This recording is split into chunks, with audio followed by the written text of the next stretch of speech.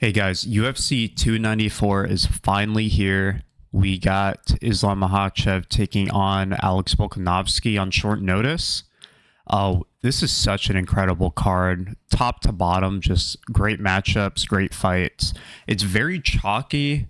A lot of the favorites are just really you're gonna have to like lay a lot of juice to play them. But yeah, maybe we can find some live underdogs in this card, and let's just dive right into it. So for my first fight that I looked at, I am looking at Bruno Silva and Sharabutin Magomedov.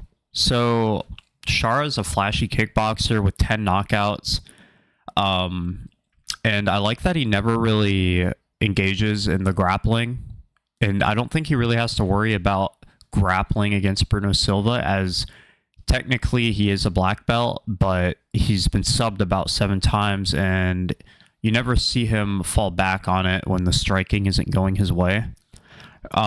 Bruno, he's got way more experience and he's been in the UFC way longer. Sharpun's making his debut here. He's been a pro way longer as well.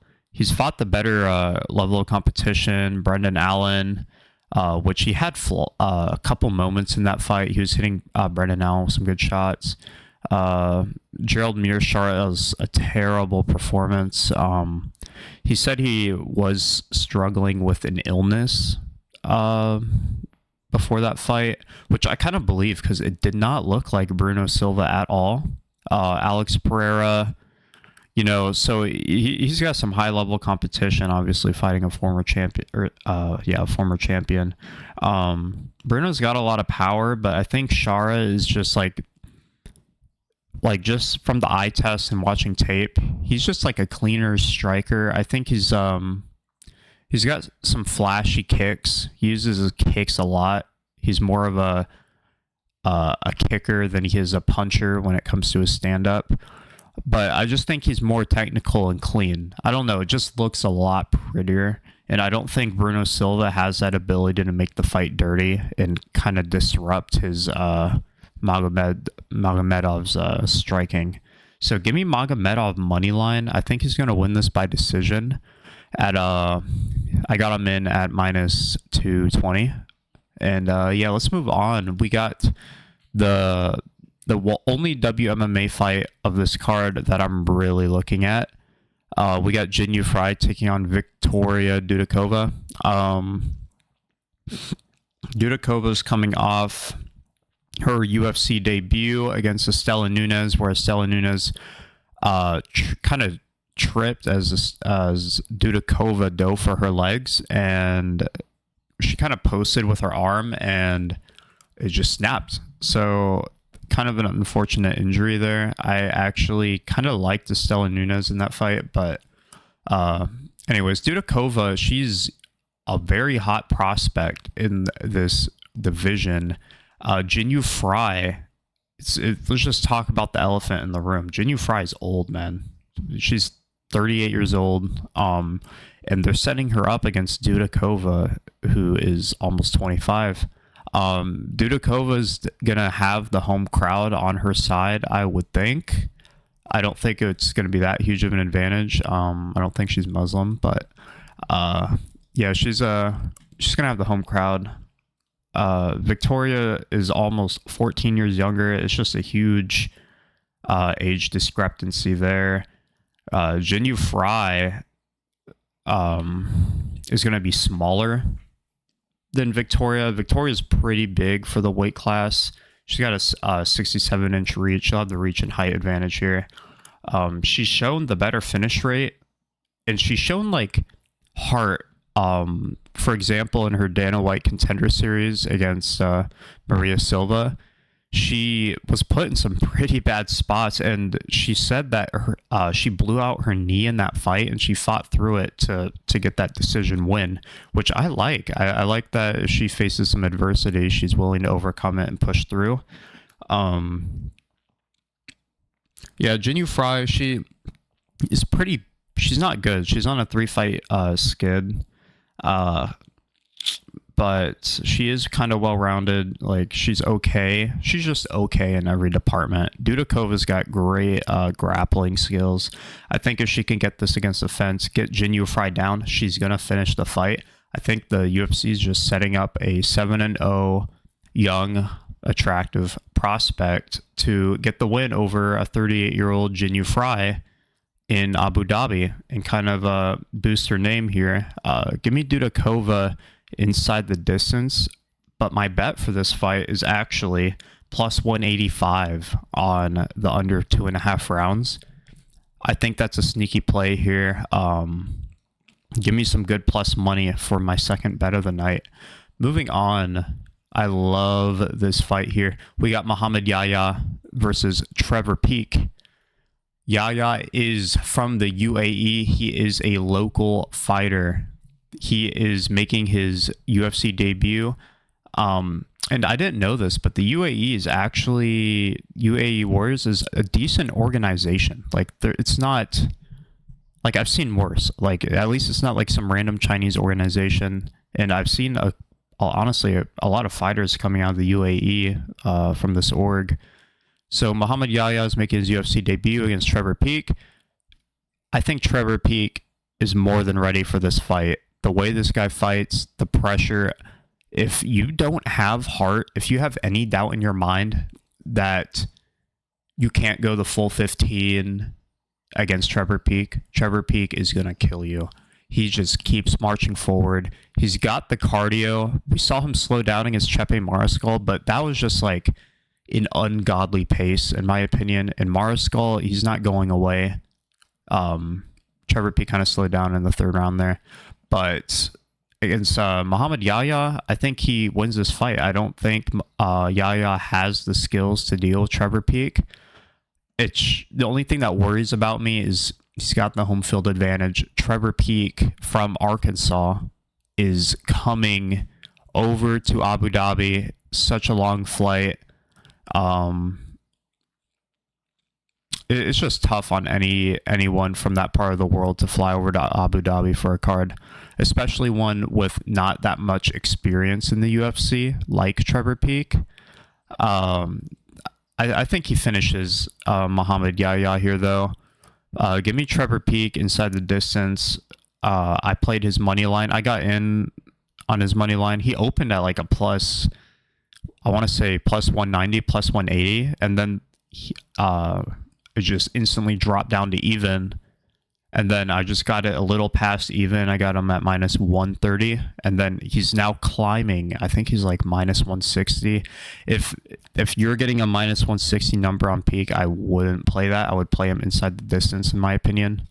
But he's a moment winner, so I just played his money line because if he rocks Yahya, he's not able to finish him. Yahya doesn't go away. He's going to win rounds with that damage. So give me Trevor Peek. All right, moving on. I got a dog here. I got Magomed Ankalaev versus Johnny Walker. I've made a lot of money on Johnny Walker. He's made me a very wealthy man his past couple fights. I bet him against Ion Kudelaba, Paul Craig, Anthony Smith more recently. I bet him in these 3 fights here, and he's made me some good money. He has so much power, and he's so explosive and athletic. I just think the line is too wide. Like, if you're giving me, plus 285 on Johnny Walker, I'll take a small stab at that. I'm going to put a half unit on that one. And that is what I bet. I bet his money line at plus 285. Ankalaev, he's just too low output on the feet for my liking. And Johnny Walker, he's not some high volume striker, but he's got higher output than Ankalaev. And Ankalaev, he just kind of like, he's very defensively responsible. That's where his strengths lie. He just kind of sits back, waits for the counter punch. He looks kind of slow. Johnny Walker is going to be the faster striker on the feet. That is for damn sure. He's going to have a huge advantage in the distance striking, in my opinion. And he's unorthodox as hell. Like he could catch Ankalaev with some weird angles and make him uncomfortable.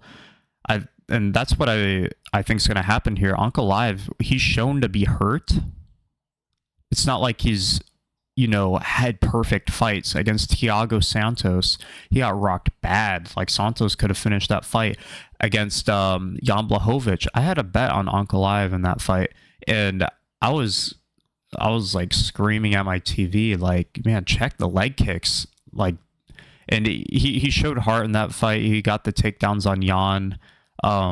But he couldn't stand on those legs, man. Those legs were destroyed. And I'm interested to see if Johnny Walker takes a page out of the Jan Blachowicz playbook and really targets the legs of Ankalaev. Because Ankalaev kind of, he stands straight up. Anyways, the way I see this fight playing out, Johnny Walker sparks him in the first 2.5 minutes, or Ankalaev grinds out a decision. And honestly, I kind of lean Johnny Walker doing that. I just think he's too powerful and too explosive. And Ankalaev is too slow and sluggish. But yeah, give me the Johnny Walker money line here. All right, for my last bet, it's actually a 2-leg parlay. Like I said, it's a chalky card. The favorites are big favorites. I think the closest line on this card is Trevor Peek, if I'm not mistaken. Next, we got, I believe he's the only Indian fighter on the roster, Anshul Jubli, taking on Mike Breeden. And I'm a big fan of Jubli. He hasn't had that great competition, but the way he fights and the way he mixes in his wrestling and his striking is just super high level, and I think he definitely belongs here. He's got Mike Breeden flying all the way over, from the U.S., and this is a step up for Jubli, but Breeden is on a 3-fight skid in the UFC. He hasn't won a fight yet in the UFC, to be honest. And he's traveling across the globe to fight a hot prospect in Anshul. And I think the line is wide. I think it should be priced a little closer. I think where he's at now is just kind of crazy, especially for a guy with one UFC fight. But I think he wins this fight pretty handedly. Yeah, give me Anshul Jubli. I really like the way he mixes in the ground and pound and the submission attempts. He's position over submission when he does get you to the mat, and he kind of opens it up with great ground and pound and great submission threats. So give me Jubli here. I had his money line at minus 325, and then I have it parlayed with the Khamzat Chimaev money line at minus 275. He's taking on Kamaru Usman, who is stepping in on short notice for Paulo Costa. This fight, I saw the line open for Kamaru Usman around plus 260. And I was so tempted to hop on it. I was like, Kamaru Usman, it is short notice, but this is a former champion. Burns gave Chimaev the hardest time, and Usman has finished Burns, but I think Usman is just at a different point in his career right now, and we're kind of seeing that in the Leon Edwards fight. I don't think he is washed by any means, but he's definitely on a decline, in my opinion. He just looked uninterested in the Leon Edwards rematch.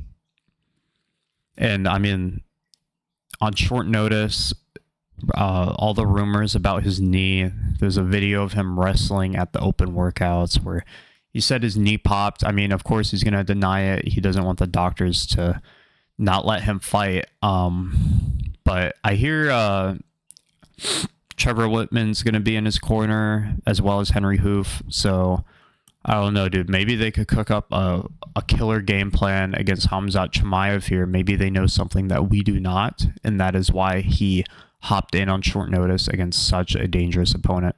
That and the UFC probably threw a bag at him. But I think Hamzat he's just gonna be so much bigger. This is a guy who's been planning his move to middleweight. His last fight was a year ago. So he's been planning this move up. He's a little bigger now. He's gonna fit in the weight class. He's gonna fill in the weight. Kamaru Usman, I'm not so sure. He's definitely gonna be the smaller guy going into this fight. So you kind of got a welterweight pretty much going against a full-size middleweight. It's not like the size is going to be very close. Hamzat Chimaev is going to be 2 inches taller, but I saw the conference and they were kind of facing off, and Hamzat looked taller than 2 inches on Usman. But yeah, I think Chimaev might struggle to get this down to the mat at first, but I think he'll find the takedown in the second round and submit Kamaru Usman. Kamaru Usman got taken down by Leon Edwards, and Leon Edwards isn't taking down anybody. I think he just wasn't expecting it, the takedown to come. I think it was like an inside trip, if I'm not mistaken. But give me Hamzat to beat the declining Kamaru Usman with bad knees. I got his money line at -275, and that parlay comes out to -128. My bad. I played a unit on that. Anyways, this is UFC 294. Let's make some money this card. You gotta mind your P's and Q's.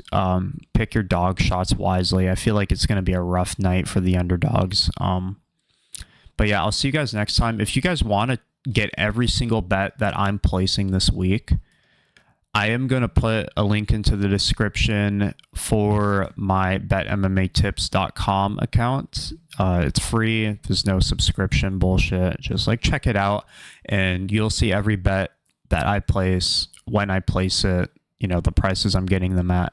And yeah, I'll see you guys on the next card here. Hey, peace.